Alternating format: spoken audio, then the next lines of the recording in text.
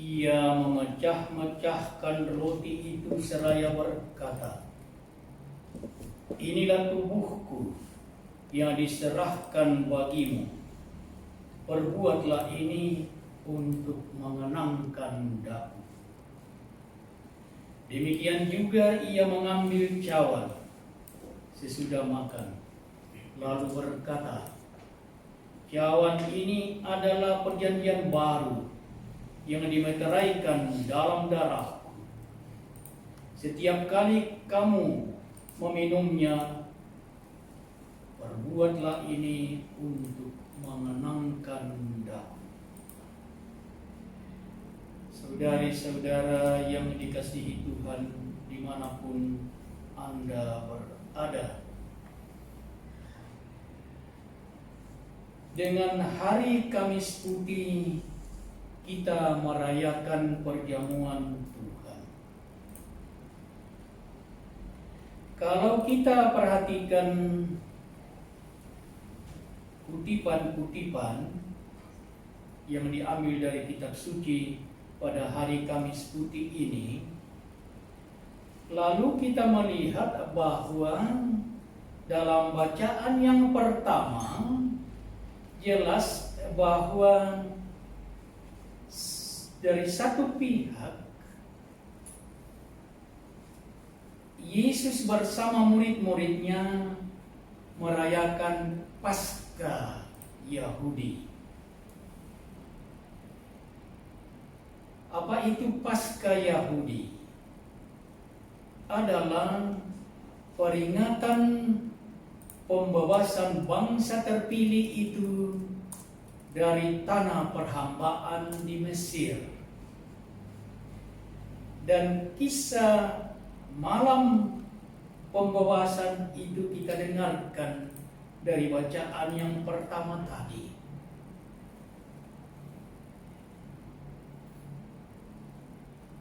Ketika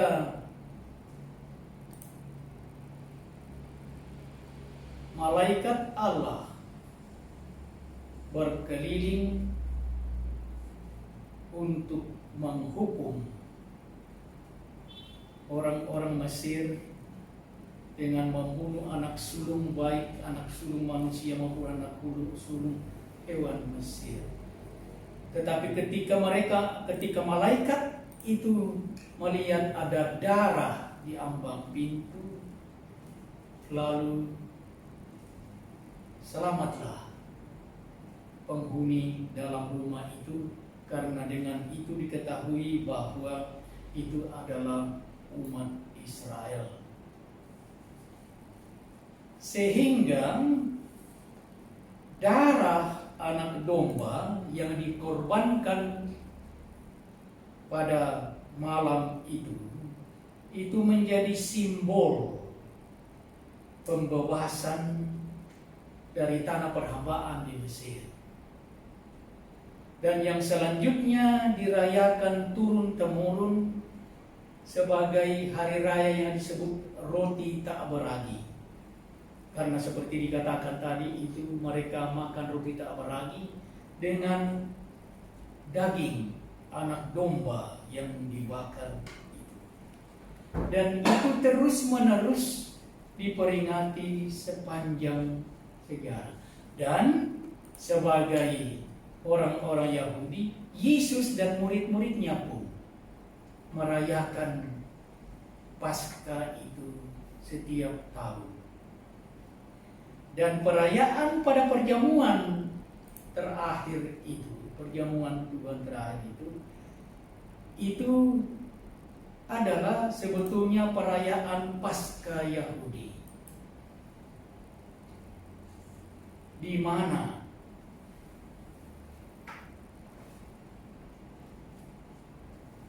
diperingati pembebasan dari perhambaan di Mesir dengan simbol pengorbanan anak domba yang darahnya menjadi simbol pembebasan dari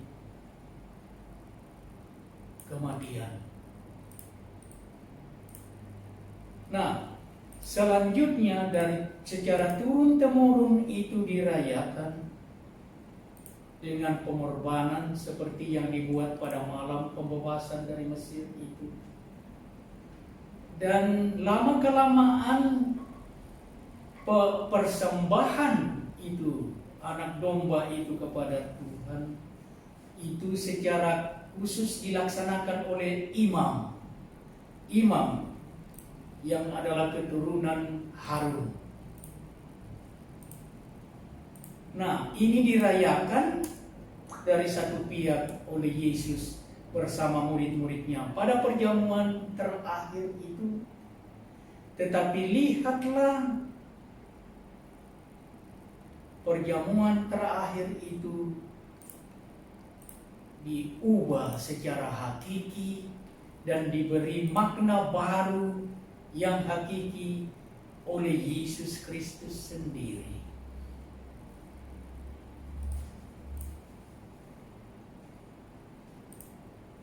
Kamis Putih disebut Hari Imam, dan memang dapat dimengerti mengapa disebut Hari Imam. Karena tugas imam adalah mempersembahkan korban kepada Allah untuk dosa manusia.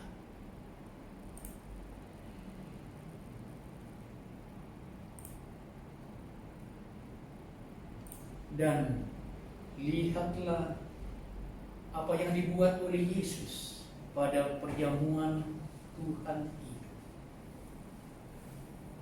Ia sendiri menjadi imam dan sekaligus menjadi domba persembahan. Dia dengan menetapkan perjamuan terakhir itu sebagai sebuah simbol yang harus kita perbuat untuk mengenangkan Dia. Dia sebetulnya sebagai imam di situ mempersembahkan dirinya sendiri sebagai korban.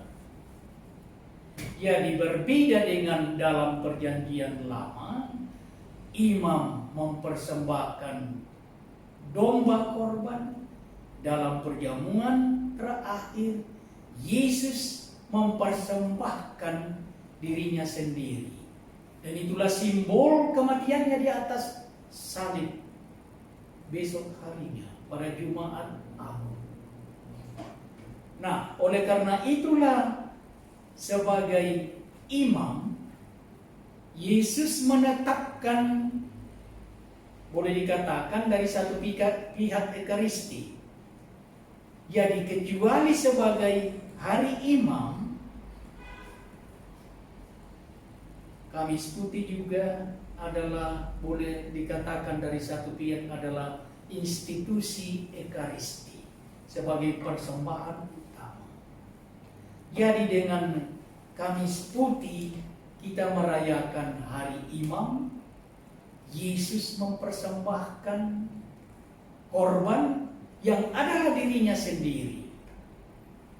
Sehingga itulah yang istimewa. Yesus sebagai imam mempersembahkan dirinya sendiri kepada Allah Bapanya. Memang tidak bisa dikatakan bahwa perjamuan malam terakhir itu adalah Ekaristi pertama. Karena dengan Ekaristi kita memperingati wafat dan kebangkitan Kristus. Padahal pada perjamuan malam terakhir Yesus belum wafat, Yesus belum bangkit. Tetapi sebagai simbol yang kita sebut dalam gereja sakramen, intinya adalah itu. Dan karena itu kita bisa memahami apa makna kata-kata Yesus atas roti. Inilah tubuhku yang diserahkan bagimu. Perbuatlah ini untuk mengenangkan aku. dan atas darah anak domba yang dalam Paskah Yahudi merupakan simbol pembebasan ketika dioleskan di atas ambang pintu. Darah Yesus Kristus membebaskan, dan karena itulah juga Yesus mengatakan, cawan ini adalah perjanjian baru yang dimeteraikan dalam darahku. Setiap kali kamu meminumnya, perbuatlah ini untuk mengenangkan daku. Jadi, pada perjamuan malam terakhir, Yesus menegakkan imamat dalam gereja, pengikut Kristus, dan juga meletakkan dasar Ekaristi. Walaupun perjamuan malam terakhir sebetulnya tidak bisa disebut Ekaristi pertama. Sebetulnya kalau kita membaca kitab suci, rujukan pertama Ekaristi yang dirayakan juga oleh Yesus adalah yang dirayakan pada hari malam minggu malam Paskah itu di rumah Emmaus bersama dengan 2 murid itu. Itu rujukan pertama dalam kitab suci mengenai perayaan Ekaristi yang dirayakan oleh Yesus. Tetapi intinya lalu sungguh-sungguh mengenang dan sungguh-sungguh membawa makna yang mendalam bagi kita. Yesus sebagai imam mengorbankan dirinya sendiri. Untuk apa? Untuk keselamatan, untuk pembebasan umat manusia yang percaya kepadanya. Oleh karena itu, saudara-saudara terkasih, betapa bermakna hari Kamis Putih sebagai perjamuan Tuhan. Di sana Yesus menetapkan Ekaristi sebagai kenangan akan apa yang Dia buat di atas salib dan kebangkitannya.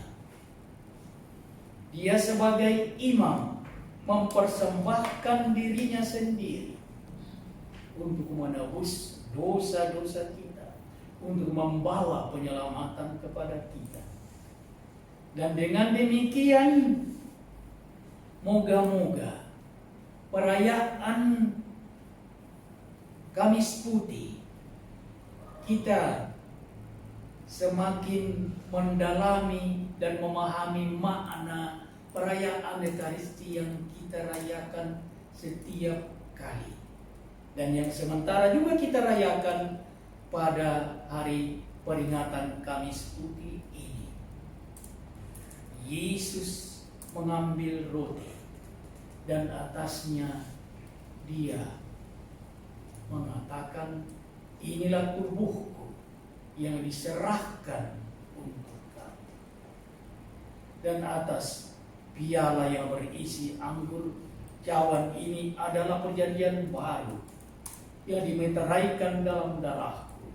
Perbuatlah ini sebagai kenangan akan aku. Setiap kali kita merayakan perayaan Ekaristi, kita merayakan lagi apa yang diperbuat oleh Yesus pada perjamuan malam terakhir, dan memenuhi amanatnya, memperbuatnya sebagai kenangan akan Dia. Kita mengenang Yesus Kristus yang karena cintanya kepada kita menyerahkan hidupnya supaya kita hidup. Dan simbol dalam hal ini, atau lebih tepat sakramen yang ditinggalkan olehnya untuk ini, adalah penyerahan hidup Yesus dalam wujud roti dan anggur, dalam wujud makanan dan minuman. Karena tanpa makan, tanpa minum, manusia mati.